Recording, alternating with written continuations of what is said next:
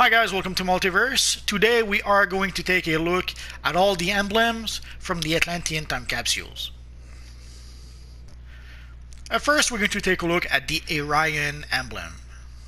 Here I'm using the Stalwart Defender chest piece and of course the Spindrift shoulders in order to show off the emblem. I'm going to alternate between the regular version and the enhanced version so that you can compare what the emblems look like, because the enhanced versions are quite different. They did something a little different than usual. Of course, you can see if you have the new Atlantis base, you can see that at the bottom of the armory you do have the Orion emblem. I think it's an emblem we saw in a few places in the Atlantis DLC. And here we have the enhanced version of the emblem. Usually the enhanced version of the emblem are like a shinier version of the regular version of the emblem, but in this case, for the Atlantis time capsules, they have made some of the emblems animated. Like you can see here, the Orion emblem is rotating on itself, and there's also a weird ripple effect through the emblem. And of course, it is a shiny emblem. And you can see that it rotates on the shoulders, on the chest piece, pretty much anywhere where you can have an emblem, the emblem will rotate. It had been a while since we had emblems in the time capsules, so it's nice to see that they've added a little thing extra to those emblems in the Atlantean time capsules. Next, we will take a look at the banishing emblem. So again, we will compare the regular version with the enhanced version. So here we have the regular version of the emblem. Overall, these emblems are not bad looking. And you can see here that not all the emblems are animated.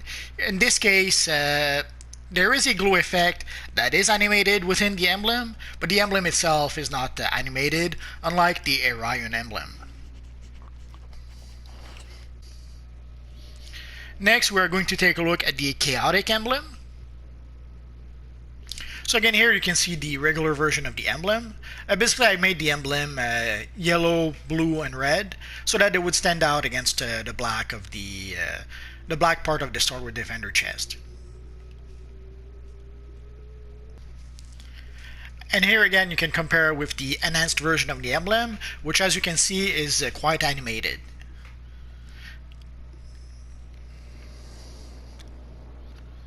So some emblems are more animated than others.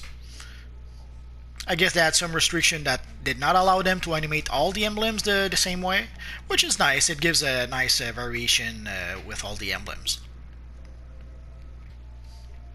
And next we have the Necrot emblem.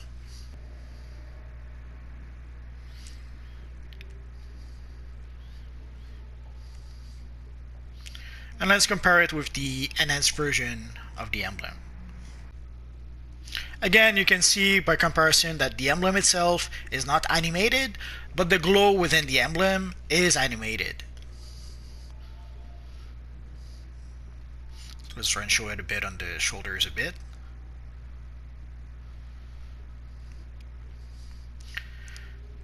Next time I'll probably try to equip more pieces of equipment that can actually support an emblem. I guess we'll have to wait and see. And next we have the protective emblem. This one is a pretty big one.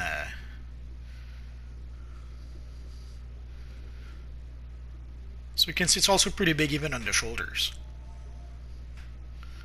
It's like a big snowflake, almost. And of course, here we have the enhanced version of the emblem. Again, you can see the whole emblem is animated, but there's also the glow within the emblem that has a slight animation in it. So again, it is something that has been added with the Atlantean time capsules. I don't remember any of our previous emblems being animated like this. Like we had some animated textures in the, let's say, Batman Rebirth emblem, but to have the whole emblem animated like this, I don't think we had that before, but I could be mistaken. Next, we have the shielding emblem. I'm not sure why it is called the shielding emblem. Looks nothing like a shield, but it may have something to do with comic book lore. Maybe it's a rune that Constantine uses to cast a shield spell. I have to admit, I have no idea. But basically, this is the shielding emblem. And again, here is the enhanced version of the emblem. Again, the emblem itself is not animated in this case, but you can see that the glowing effect within the emblem has a slight animation in it. It's pretty subtle, so I'm not sure if it's coming through properly. And that was so I'm pretty sure you just saw it.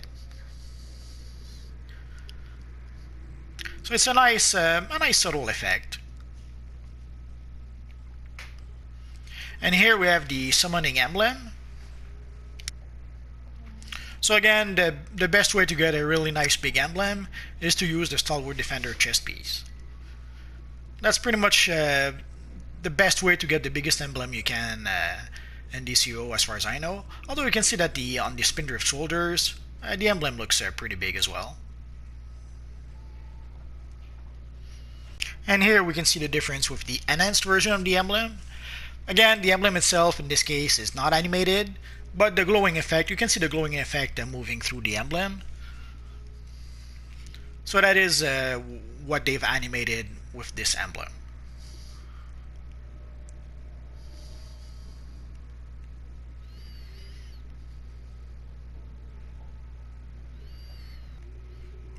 And last but not least, the zodiac emblem. So you can see again the zodiac emblem can be pretty big if you use the Stalwart Defender chest. But it's also pretty big on the shoulders. And of course, the enhanced version of the emblem. So again, you can see in this case the emblem is animated, and also the glow within the emblem is animated. I think out of all the emblem, this is probably my favorite. Of all the Atlantean emblem, I should say. So again, as you saw, there are 8 emblems. The Zodiac emblem, the Summoning emblem, the Shielding emblem, I forget what this one is, or this one. This one is the Necrot emblem or something like that. There's this one, and this one, and last but not least, the Orion emblem. So again, there are 8 regular emblems and 8 enhanced emblems, so basically 16 emblems total if you want to have them all. So you can do the math. If you open Atlantean time capsules, you will need at the minimum 16 time capsules, and that is if you get lucky and get all the emblems every time. I would strongly suggest, as usual, if you need a specific emblem, just go to the broker and buy it. The most expensive one I remember buying was the Orion enhanced version, which was 1.2 or 1.5 million, I forget. But pretty much all the emblems I was able to get, most of them for maybe 300,000, and some maybe a bit more expensive, maybe 600,000. So the emblems are not that expensive on the broker, at least not that I recall.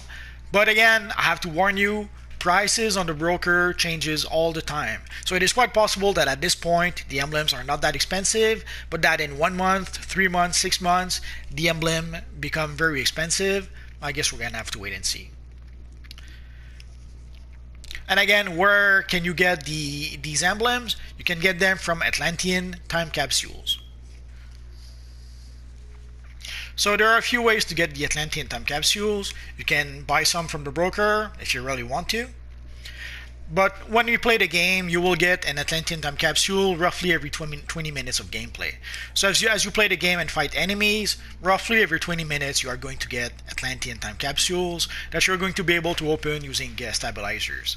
If for some reason you don't want to wait to get time capsules, then what you can do is that you can go straight to the marketplace, and you can purchase unlocked Atlantean time capsules straight from the marketplace. And right now you can see that they're a little less expensive than usual thanks to the Christmas holidays, but as soon as the Christmas holidays is over, the unlocked Atlantean time capsules, or even the stabilizers for that matter, will get back to their regular prices. So that is pretty much it for the emblems and the Atlantean time capsules. If you guys have any questions, feel free to ask so in the comment section down below, and I'll see what I can do about answering your question. So as always guys, thanks for watching, and hopefully I'll see you guys next time. Bye bye.